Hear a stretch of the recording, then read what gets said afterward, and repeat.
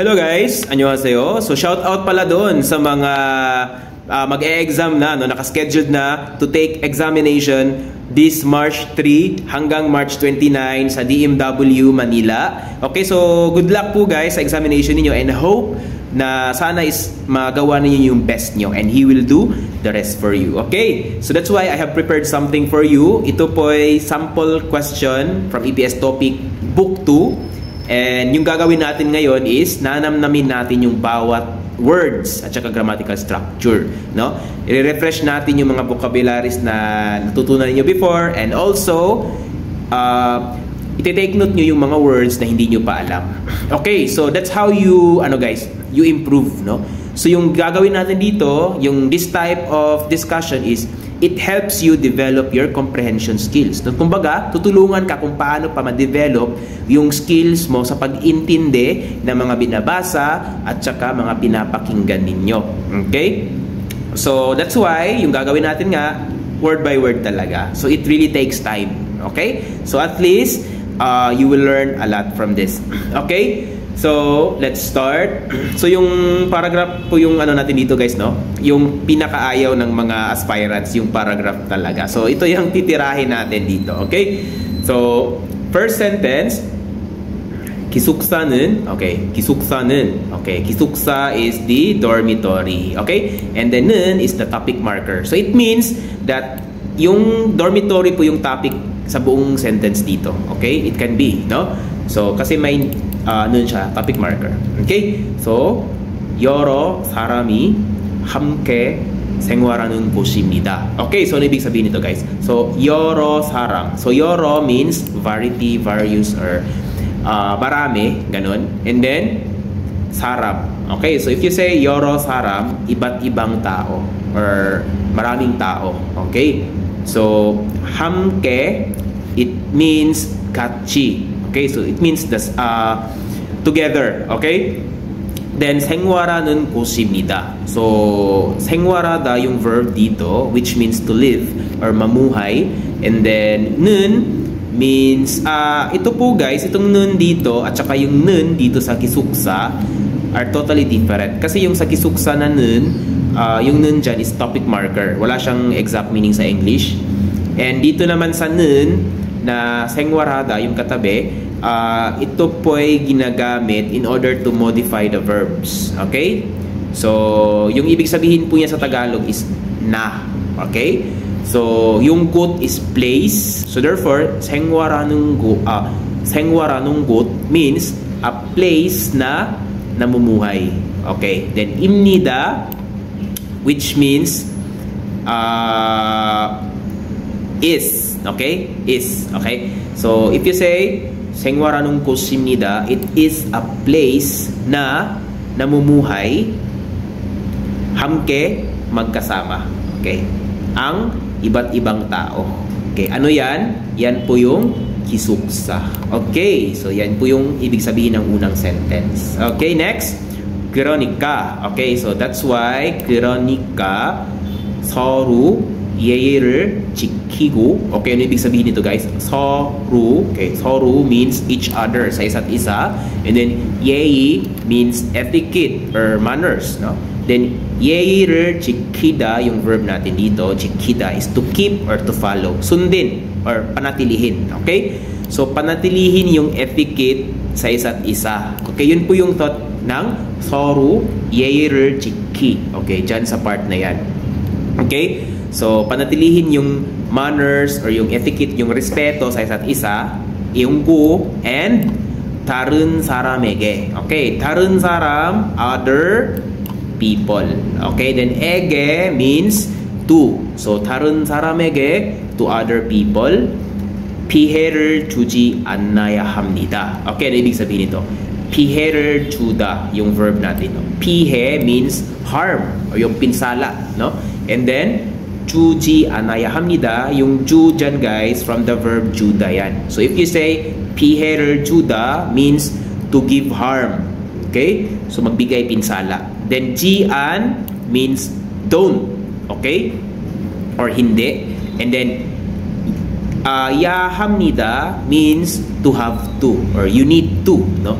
So meaning if you say 주지 않아야 합니다. Meaning, you don't have to or hindi mo kailangan magbigay ng pinsala sa ibang tao. Yun po yung ibig sabihin yan ng 다른 사람에게 피해를 주지 않아야 합니다. Okay? You don't have to give harm to other people. Okay? Yun po yung ibig sabihin yan, guys. Okay?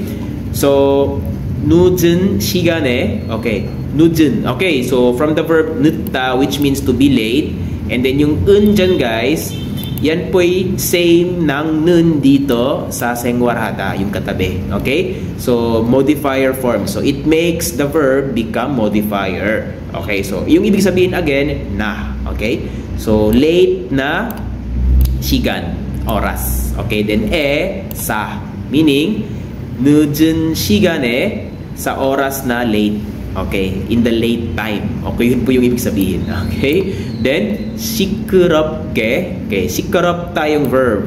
Okay? Descriptive verb which means to be noisy. And then yung ge, guys, yung thought niya dito is in a manner. Okay? So, in a manner na maingay. Okay? 시끄럽게. And then, 떠들지. Okay? 떠들지 마십시오. Okay? Yung verb is 떠들다, okay, 떠들다, which means to make noise, okay? And then, 지 마십시오, please don't, okay? So, please don't make noise in a noisy manner. Or yun po yung, ano nyan guys yun talagang literal na thought, no? So, it just means, 시끄럽게 떠들지 마십시오, please don't make some noise, okay? Yan lamang po yan. In late hours. Okay, yun po yun. Yung ibig sabihin niya, no? 늦은 시간에. Okay? So, wag ka pong mag-ingay sa late hours. Ganun. 그리고, and, okay, 시설도, okay, 시설도, 시설 is the facilities and do also. Okay? Also, sa facilities, 깨끗하게. Okay, 깨끗하다 means clean. And then, ke here, again, it just means in a manner. Okay, sometimes it can also mean yung ly sa English, guys, your adverb, no? So if you say 깨끗하게, which means cleanly, okay, no? Then 사용해야 합니다 means 사용하다, to use, and then ya 합니다, have to or need to, kailangan. So kailangan mo daw gamitin cleanly or in a clean manner yung mga facilities also. Yun po yung thought niyan. Okay? Then last sentence, 샤워실과 세탁실은. Okay? 샤워실. Okay? 샤워실 is shower. Okay? Shower room and 세탁실. Okay? Washing room. Okay? Yung washing room or shower room at saka yung washing room 항상 always 깨끗하게. So 깨끗하게 again, cleanly 관리합시다. Okay, 관리합시다, 관리하다 yung verb which means to manage, no? And then piupsida, yung grammar is piupsida which means let's. So let's manage in a clean manner. Okay, or let's manage cleanly. Always yung washing room at saka yung shower room. Yun po yung ibig sabihin yan, guys. So yun po yung kabuuang sentence natin. Pero yung tanong niya, guys, is 그래 내용과 맞지 않은 것은 무엇입니까? Okay. So yung 맞지 않은 것, yan po yung pinaka-key dyan na pag nakita nyo po yung ganyan, jian, it just means incorrect statement. So therefore, hahanapin natin dito yan sa choices kung alin yung nagsasabi ng hindi totoo or hindi tama based doon sa information na nasa itaas dito sa paragraph. Okay. So number 1, 서로 배려해야 합니다. Okay. So you have to know this one to evaluate kung totoo ba ito or hindi. So again, 서로 means each other. Then 배려하다, yung verb natin is to be considerate. Okay, maging considerate. Then ya 합니다, again, grammatical structure which means you have to. So 서로 배려해야 합니다 means you have to be considerate to each other. Okay? So tama po ba? Yes, kasi dito sa ano guys, sa sentence, sa paragraph, sa second, 서로 예의를 지키. Okay. Yan po. So meaning you have to keep the etiquette to each other. Yun po yung thought niyan. So, this is correct statement. So again, yung hinahanap natin dito is incorrect. Yung hindi tama. Okay? So number 2, 시설을 아껴 써야 합니다. Okay, so 시설, guys, is the facilities, then 아껴. Okay, so from the verb 아끼다, which means to save. Okay, then 써야 합니다. So 써다, which means 쓰다. Okay, which means to use. Then 야 합니다, you have to. So you have to use. You have to save also the facilities. So you have to save the facilities. Okay? So kailangan mo daw i-save yung paggamit ng mga facilities. Okay, later on, let's try to evaluate muna kung tama ba yan or hindi. Okay? For number 3 naman, 시끄럽게 떠들면 안 됩니다. Okay, 시끄럽게, again, in a loud or in a noisy manner. Then 떠들면, 떠들다 means to make noise, and then 면, if. So if you make noise in a loud or in a noisy manner, okay, yun po yung thought, 안 됩니다. 안 means not, 됩니다, allowed. So not allowed if you make noise. Okay, so yun po yung thought ng number 3. So tama po ba, guys? Yes, meron po dito sa pang-apat na sentence. Pangatlo pala. Sabi niya dito, 늦은 시간에 시끄럽게 떠들지 마십시오. Okay, 지 마십시오 means please don't. So please don't make noise. Okay, so tama po itong number 3. Okay, you are not allowed to make noise. The number 4, 샤워실은 관리인이 청소합니다. Okay, so for number 4 naman is 샤워실 is this shower room. 관리인. Okay, so 관리인. 관리, guys, again, to manage, and the in here, it means person. So meaning person na nagmamanage. Okay, 청소합니다.